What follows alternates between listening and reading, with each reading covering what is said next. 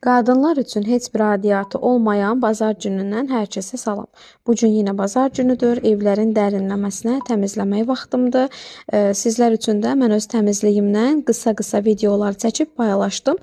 Bu gün mən də evin işlərini yekunlaşdırıram ki, həftə içi uşaqlar məktəbə gedir deyə, ancaq edirəm uşaqları məktəbə göndər, yemək hazırla, onlar gəldikdən sonra qarınlarını doyur, dərslərinə kömək et.